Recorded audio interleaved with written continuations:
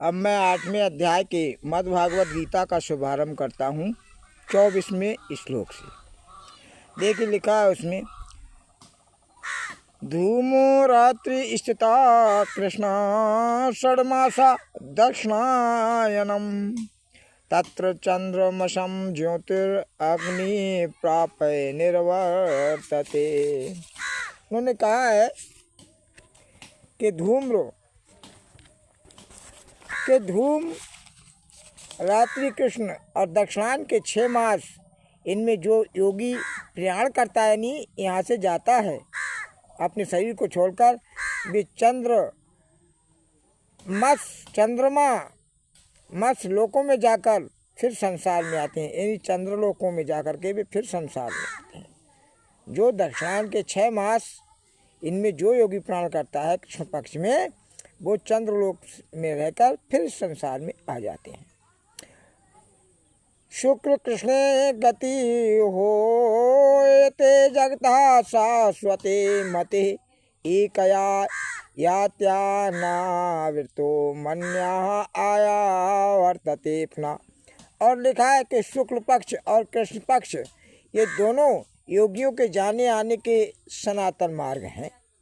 जो शुक्ल पक्ष मार्ग से जाते हैं वे मुक्त हो जाते हैं, और जो कृष्ण पक्ष मार्ग से जाते हैं वे इस संसार में आते हैं, फिर से आते हैं।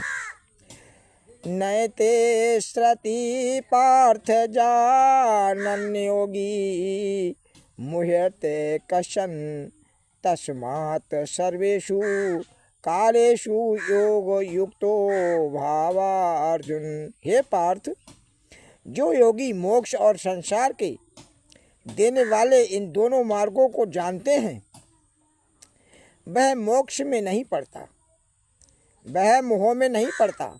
यानी जो इन दोनों मार्गों को जानते हैं वह मोह में नहीं पड़ता। हे अर्जुन, इससे तू सदा योगी हो।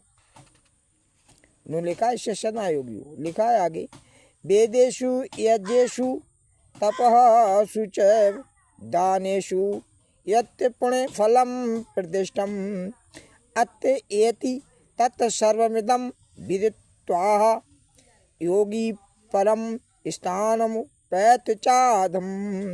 मैंने तो जो तत्व बताया है उसे जानकर योगी वेद यज्ञ तप दान आदि जो फल कहे हैं उनसे अधिक फल पाता है और उत्तम परम पद पर पहुँचता है। इत श्रीमद्भागवत गीता 8वां अध्याय समाप्तम। श्री कृष्ण संवादे अक्षर ब्रह्मी योगी नाम 8वां अध्याय समाप्तम। हरे कृष्ण गोविंद मुरारे हे नाथ नारायण वासुदेवा। ओम नमो भगवते वासुदेवाय नमः। अब आगे मैं वीडियो में 9वें अध्याय से गीता भागवत का शुभारंभ करूँगा। राधे।